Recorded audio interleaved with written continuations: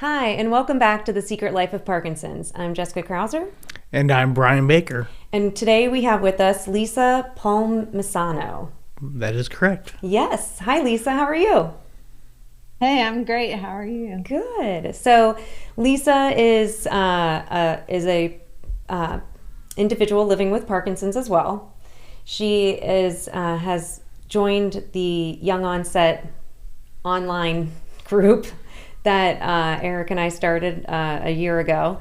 And so through our conversations, she's been sharing a therapy, if you will, that is helping her with her Parkinson's, and it's all about artwork. So we wanted to have Lisa on just to talk about her journey, but then talk about how art is a therapy. We haven't really touched on that yet. We talk a lot about exercise, which is still important, but there's so many aspects of this disease that, there's other, therapeutic routes I think that people can go towards. So with that, Lisa, why don't you take us a little bit, just share a little bit about your journey with Parkinson's, how long you had it, and then we can talk about how you discovered art as your therapy.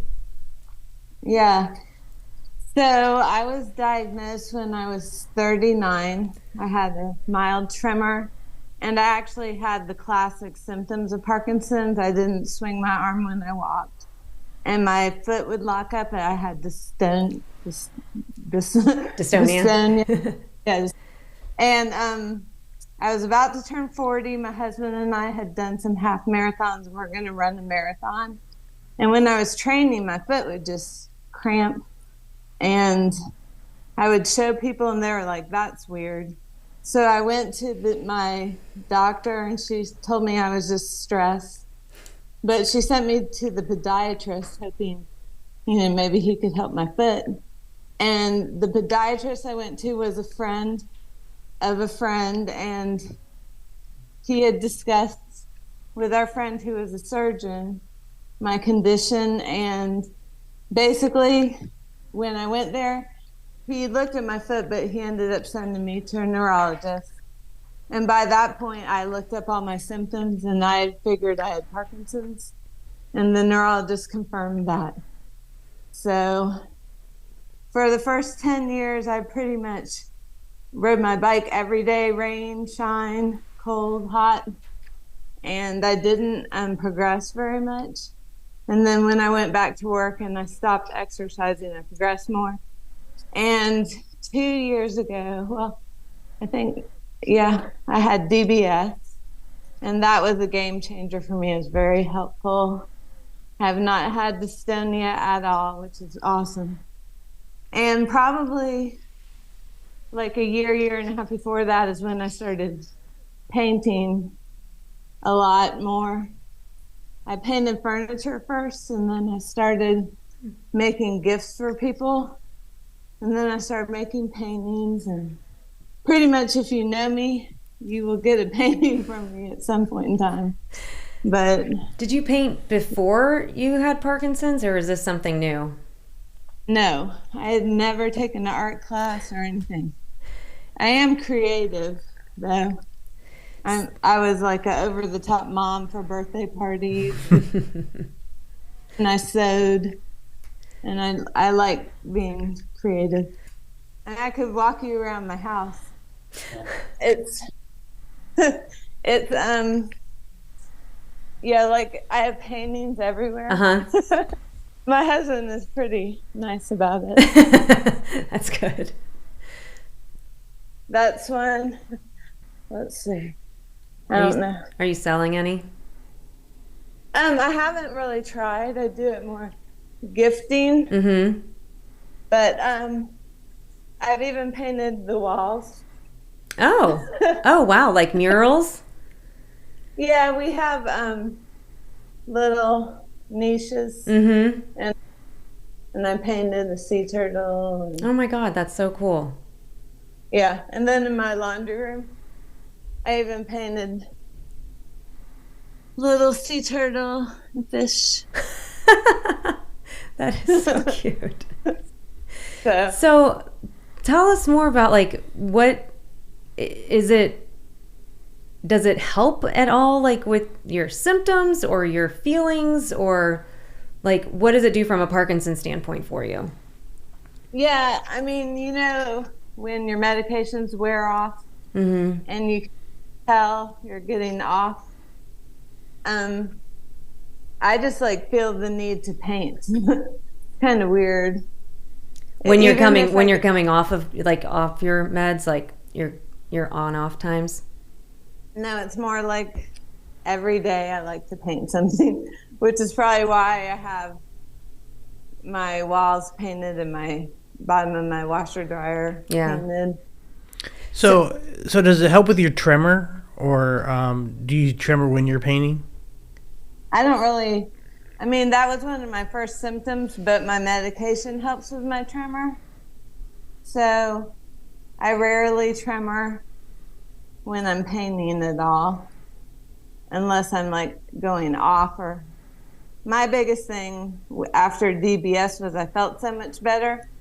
I would forget to take my medicine for like 6 or 7 hours, and by that point it'd be completely worn off. So now I set my alarm, and then I can stay relatively normal. So you mentioned this in the beginning, and I'm just curious about it because you've had Parkinson's now for 10 years, you said? Yeah, a little over that. But in the beginning, you weren't working and then you went back to work? Yeah. How long were you not working for? Let's see. I think like 5 years. And then you went back to work and then you noticed more symptoms? Yeah, for sure. Because I used to bike every day, at least 3 miles, if not 5. So are you still working now? No. I've been trying to get a job, and I keep telling everyone I have Parkinson's. So my husband's like, "You have to stop doing that." So. Did you ever look into doing anything with art? Yeah, I mean, a job just came up. I thought it was working for Disney, but it's the vendor for Disney doing caricatures. I've never done caricatures, but I was starting to practice. So, I mean, anything I think people want to do, if you practice enough, you can get pretty good at it. So, have you ever connected with anybody else, like in the Parkinson's community, like anybody else who does like artwork? Because I actually do hear of that a lot. I didn't know if you ever looked into. But that's kind of fun to have like a group, and they could come do art. Even just like, because I remember it was one of the girls in our group. You have like a Rotarian painting. Like Rotarian painting. So how do you feel that your art has changed over time, and how do you feel it helps you through the disease, I guess? Or does it help you? Yeah, I think it does. I mean, sometimes I feel like kind of like a little kid who colors a picture and gives it to people, because I just like to make things for people and give it to them.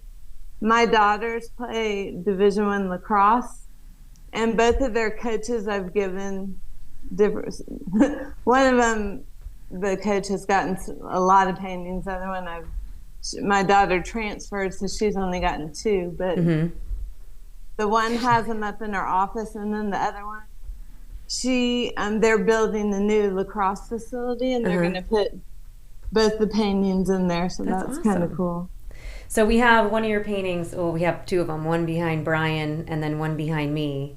And the one you have, it says "Keep Moving." We put that in Melissa's gym at PD Next Steps. But they're all elephants for Parkinson's. So can you tell us about like what's the deal with the elephant? I love it, by the way. I didn't know a couple of years ago it was like World Parkinson's Day. And I just saw it on social media. And I think I wanted to paint something for Parkinson's. So I was looking and I found this elephant, and I guess gray is the color for Parkinson's. They give us a really fun color. Although I actually do like gray. But I don't know. I mean, there's no explanation. I just found a bunch of pictures of elephants. So I made a picture for the University of Florida. I don't know what happened to it. But I also made T-shirts for my girls' lacrosse team, and they wore them when they warmed up before their game. And they were gray T-shirts with the elephant with a lacrosse stick. And awesome. So that was cool. And I think it's like the elephant in the room. So many people, when they get diagnosed, are misdiagnosed. And I like to, when I go to the University of Florida and they have a med student shadowing in the movement disorder clinic, because I think it's good for them to all know, what symptoms are of Parkinson's, so recognize it and diagnose it correctly. But I don't know. I mean, so the elephant to me is just kind of the adopted symbol for Parkinson's. I don't know if it's official, but It is to her. It is now for us. Yeah. I mean, I like that. I mean, that whole backstory. And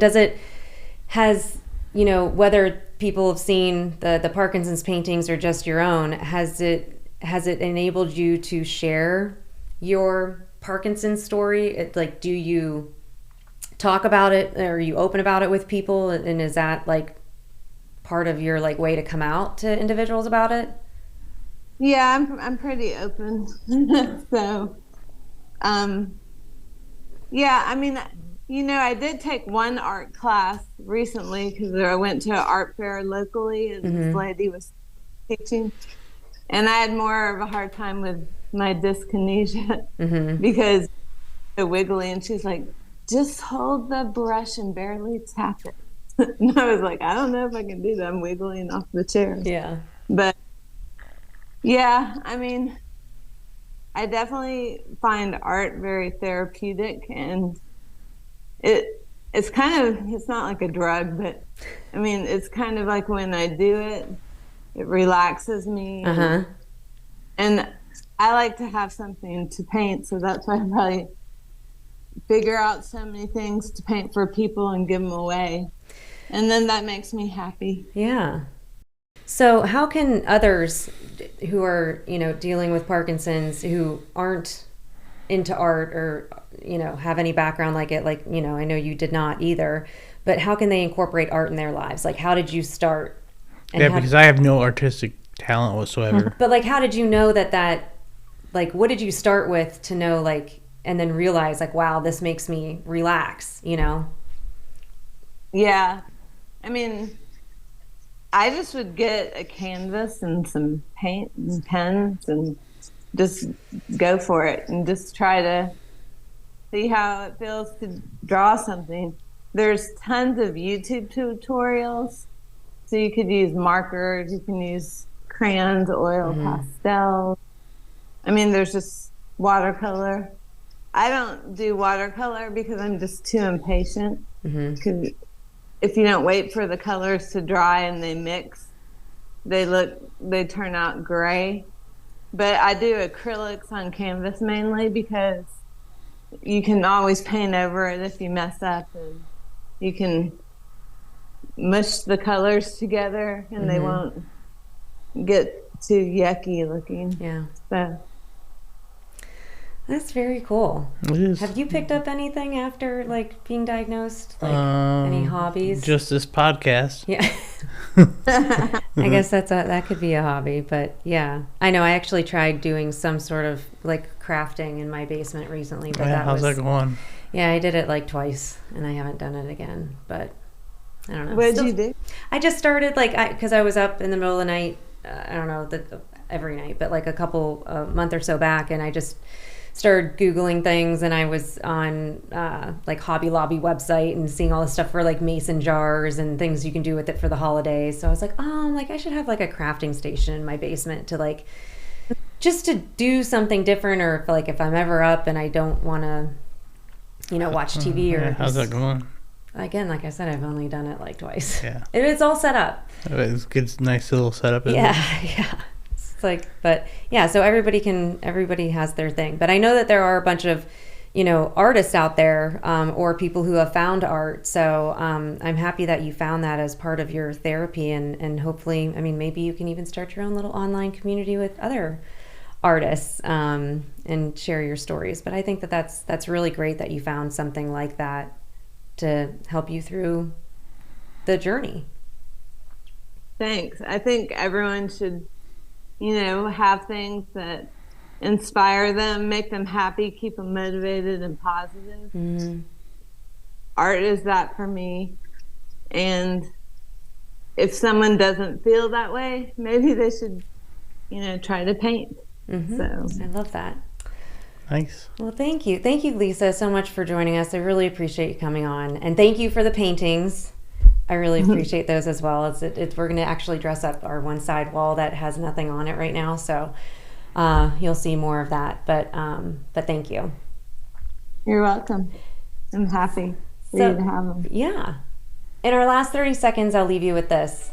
As Lisa said, focusing on things that work for you is really important to make sure that you're keeping yourself happy, doing things that help you on this journey, but ultimately doing things that maybe make others happy as well.